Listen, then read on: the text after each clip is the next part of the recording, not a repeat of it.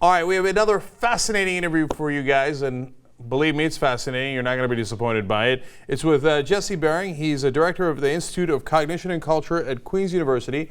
His books are The Belief Instinct, Why the Penis is Shaped Like That, and Perv, the Sexual Deviant in All of Us. He's written for Scientific American and Slate, New York Magazine, The Guardian, The New Republic, Discover, New York Magazine, etc. All right, so Jesse, how you doing? Good. Thanks for having me. All right, first, why is your dick shaped like that? Well, I use mine for different reasons because I'm gay. But, okay, but from an evolutionary perspective, actually, the morphology or the shape of the human penis is designed to pull out the semen or the sperm cells of males that had sex with a female reproductive partner within a short period of time. So when we circumcise, we're ruining that effect because it used to have a suction effect? Not really, effect? actually. You might be exacerbating the effect. Oh. Males with circumcised penises have a more pronounced coronal ridge and may be able to pull out more sperm cells. Oh, so it's kind of like a shovel. It shovels out the old sperm and puts in the new sperm. And that's why you go limp once you ejaculate. I'm not sure about you, but for most males, once you know what I'm saying? If you were to continue to thrust and have an erection still after you ejaculate, you would just be self-defeating. You're pulling out your own sperm cells. Oh, I don't want to do that. Yeah. No. For gay men, this is not really that interesting. But yeah. Well, it's interesting, but not pertinent. Theoretically, it's interesting. Right. Not pertinent. Okay, now on the show we've actually talked a lot about how different species have sex, and I love the spiders that break off their penis inside the female and run away before the female eats them. That's fun. Yeah. And there's a lot of competition of the sperm within the vagina or the female productive organ within different species. So apparently that's true for us as well, since we've got the shovel dick. Yeah. So does that mean that our women are naturally promiscuous? Not necessarily. I think it's easy to interpret those data that way, but in fact, it could be. We don't know if women in the ancestral past, the time period when the human penis was being designed by natural selection in this way, not in some sort of intelligent forethought, but designed through adaptive mechanisms. We don't know if the woman was engaging in sex consensually. She could be sexually coerced. She could be raped. Oh, basically. right. She was having, there were multiple male partners within that short period of time, but we don't know just based, doing the reverse engineering from the appearance of the penis whether she was doing it. See, I knew this interview was going to be fascinating. So, given that it happened either way, right? Yeah. It happened whether the woman was promiscuous or the men were rapists or a combination thereof. Certainly, the natural order of things is not one man and one woman locked in a monogamous relationship for eternity. No evidence of that whatsoever. As far as nature is concerned. Right. You can call it God, you can call it nature, you can call it anything you like, but the proof is in the dick. But I also think that we have to be very careful with, coming to any moral conclusions based on what is natural and what is not. There are lots of things that are natural that we don't really want to do simply because they are natural. To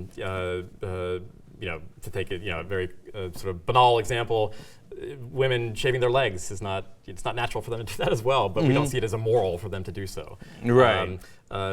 If we looked at that question with homosexuality, for instance, anti-gay bigots, homophobes will oftentimes say that it's unnatural to engage in this, therefore it's wrong, and I think that's a mistake. So there's two things about that. Number one, if it's in nature, it is by definition natural. So to my way of thinking about it, so when they're like, that's not natural, but you're literally empirically wrong that it's not natural. The penguins do it, we do it, everybody does it, so it's obviously natural, right? Yeah.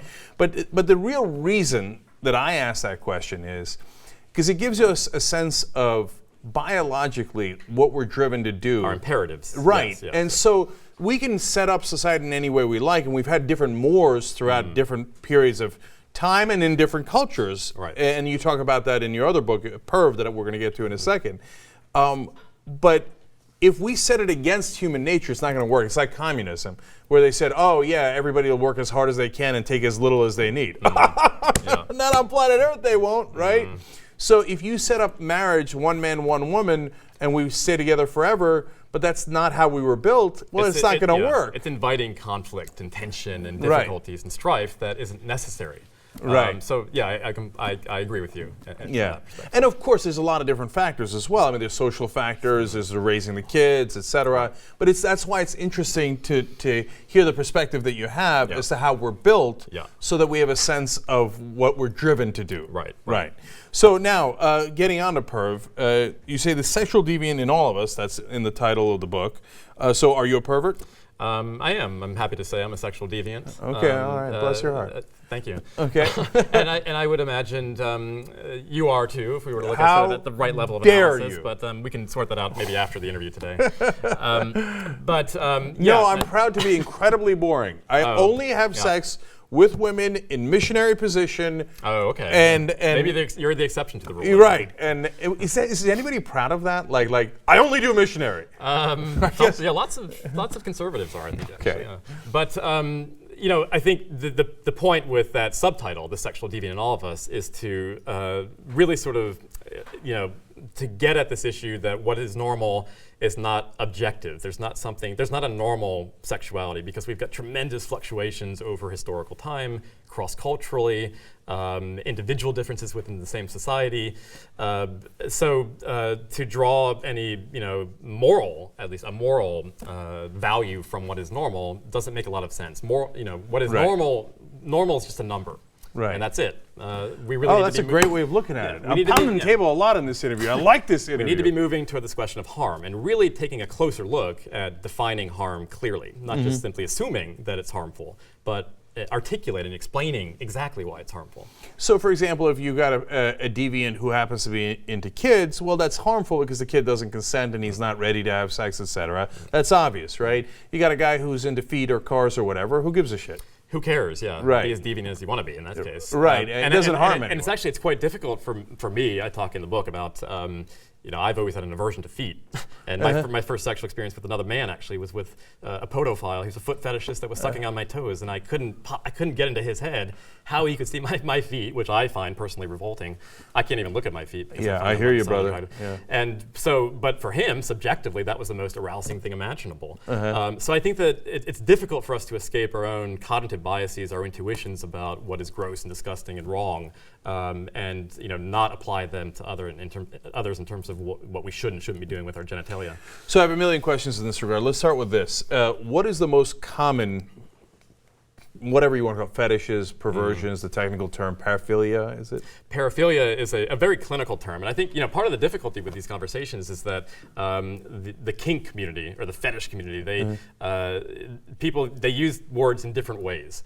So what I try to do in the book, at least, is to get everybody on the same page in terms of the basic vernacular, the terminology that scientists use when they're talking about these things. So a paraphilia is a sexual attraction to something that is outside the norm. That's how it's literally translated.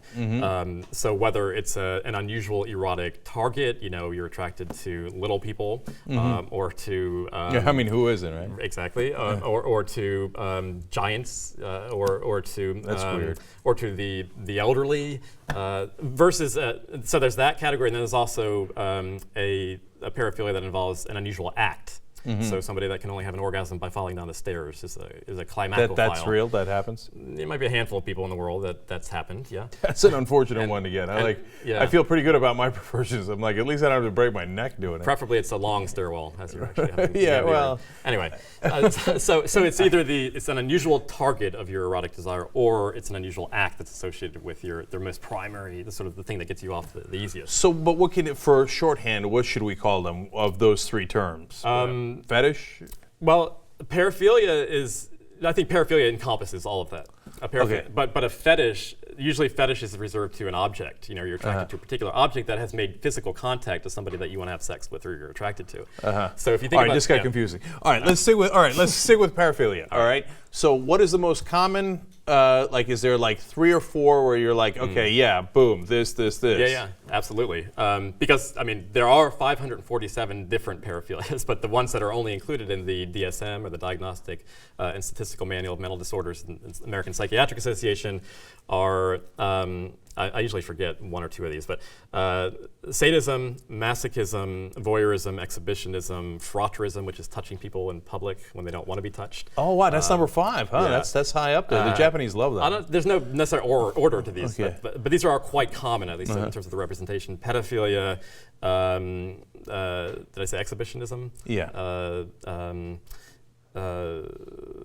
I'm missing a couple of. Okay. All right. I got you. Okay. So that's those are the biggies. I'm not surprised by any yeah. of that, right? And I kid around about the Japanese because that's in Japanese porn with the buses and the trains and all that stuff. Yeah. But that's a function of the fact that they're packed into the subway trains. So so those are the biggies.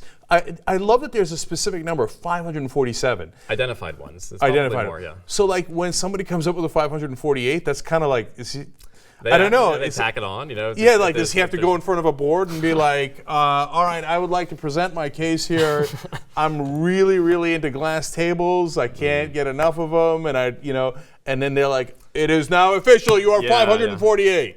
Well, I mean, I drew from a list in a forensic manual and I actually approached the author who developed the appendix for all these 547 weird, exotic paraphilias, and I asked him, do these things really? I mean, are there really people that can only get off by looking at a tornado? Experiencing a tornado, or That's in the 547. Yeah, it's one of them. Yeah. Yeah.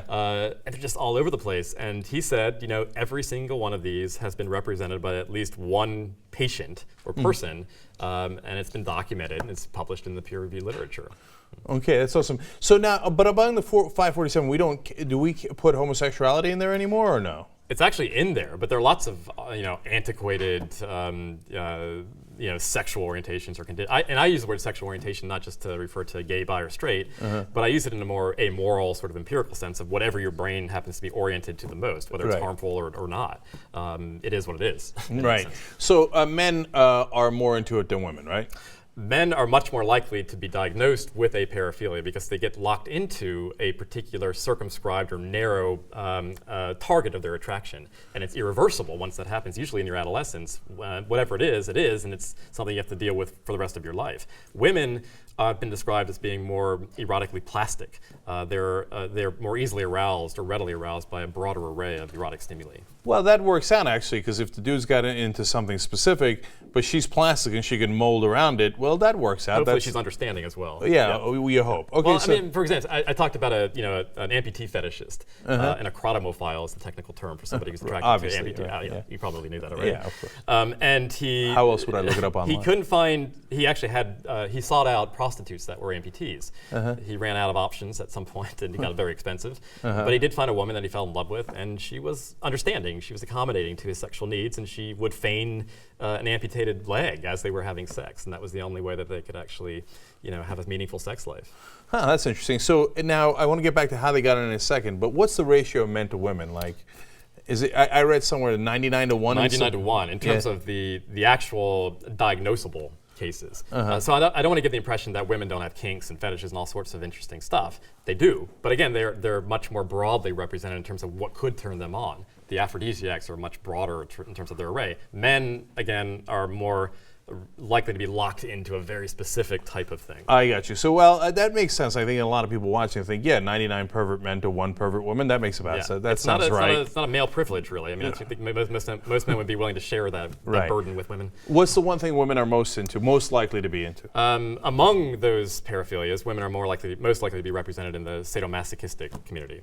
More as sadists or masochists, actually. I mean, there are plenty of dominatrices and so on, women that consider themselves to be more sadistic, but overall, you find more women represented in the masochistic category, which is, maybe explains the 50 Shades of Grey phenomenon. Oh, yeah. No, it totally does, and that resonates. So now, how do you get these fetishes?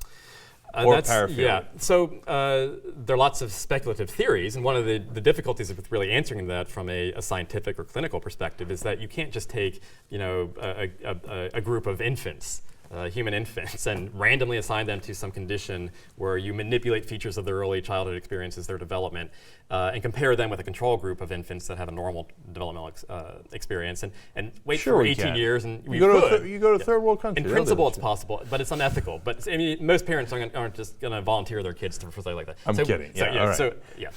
So you can't. So we're not going to just sort of twiddle our thumbs for that period of time. See who grows up to be the sexual deviants. Right. So we really depend on either animal comparison studies, assuming that there's some sort of common denominator in terms of the role of sexual imprinting in early development, or we ask openly adult paraphiles, people that are like paraphilic, whatever it happens to be, about when they think that they first began having these types of feelings. And it's interesting because many of them will say that there was a discrete moment in their childhood that they can trace it back to. A lot of men anyway, and it's very young. It's like between the ages of 4 and 9. So you got a foot fetishist who talks about massaging his mother's feet. And just having to have an erection while he was But can I tell you something that really freaks me out, and I'll tell you why. Like, that makes me nervous. Because I got kids. So now, between the ages of 4 and 9, I'm gonna be looking at them like, okay, like what's happening? Do I want him? Do I not want him to pick up anything? Like, do I want him to be super normal between the ages of 4 and 9? I think I do think it's a sobering fact. That we do find this recurring trend that seems to be the sensitive window, and it's not. It's probably a couple of years on either end of that spectrum. It's not necessarily locked into that very narrow 5-year period.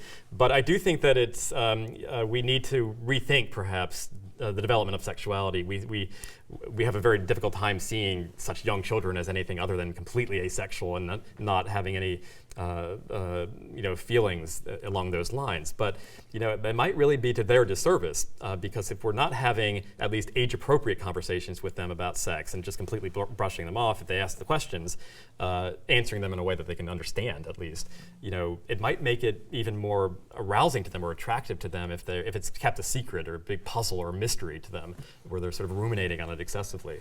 So, I read it in your materials about how there's the lemon-scented rat, and right. And if you have the mom has a lemon scent and the kid's into the lemon scent later among rat pup. among the rat pups. I'm oversimplifying here, right?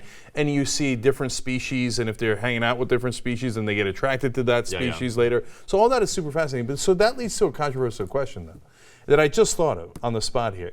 Well, if that's the case, is it possible that we would also pick up homosexuality between the ages of 4 and 9? That's an excellent question, and I think we are very I think quick to assume that homosexuals are born that way. I mean that's sort of the sort of politically correct argument at this point. I think that for the most part we are, and I'm speaking as a gay man here, but that's not to say that there might not be some developmental experiences that push our sexual orientation in one direction or another, even if it comes to the sex, the biological sex of the individual or the person that we happen to be attracted to. So it's probably a mistake to assume that everybody has the identical or the exact same developmental trajectory to the same adult outcome. There probably are loads of individuals that have more of a prenatal, hormonally infused influence in terms of becoming homosexuals once they're born. But maybe within the first couple of years of life, it's other individuals are pushed in that direction because they have a genetic predisposition as well. But the important thing is that whether it happens in the womb or whether it happens in the first couple of years of life, the person still has absolutely no control over it whatsoever. It's still a matter of development. Right. So, it's not like I was born from my mother and from her womb, and I immediately went to I had a erection detection device to see if I was attracted to males or females, and I could say that I was gay or straight. So there are open questions here. Right, and whatever the fetish might be, we just keep using the feet one just because it's like the most. It feels like the most common. Apparently, it's not in the top 8, right? But it's the most common sexual partialism in terms of being attracted to a particular body part that is not the genitals. Oh, okay. So it's common in that sense. I was going to say you learn something new every day, except I've learned like 18 new things in this interview. Sorry to bombard you. Okay, so like you just use that example, then if somebody happened to catch that between 4 and 9, well, they can't help that, and you can't unprogram it, right? So it is what it is. You got to live with it. Yeah, no matter how it got there, right? So that's interesting as well. So do you believe in this Kinsey spectrum theory that I'm a believer, and I've talked about it a lot on the show, that somebody's not necessarily 100% homosexual, 100% heterosexual. I'm 100% homosexual, actually. Is that right? Okay. So do you believe in the You're very spectrum or no? attractive. Oh, is that right? Yes. Oh, thank you. Yeah, I just because I happen to be sort of on the Kinsey 6 in terms of being a completely gay male and not being attracted to women, doesn't mean that other people aren't somewhere along that spectrum as well. So I do think there's probably some currency in that. We can also conceptualize the Kinsey scale as, there are these extreme ends. There's the 6 and the 1 or the 0, depending on how you find the scale.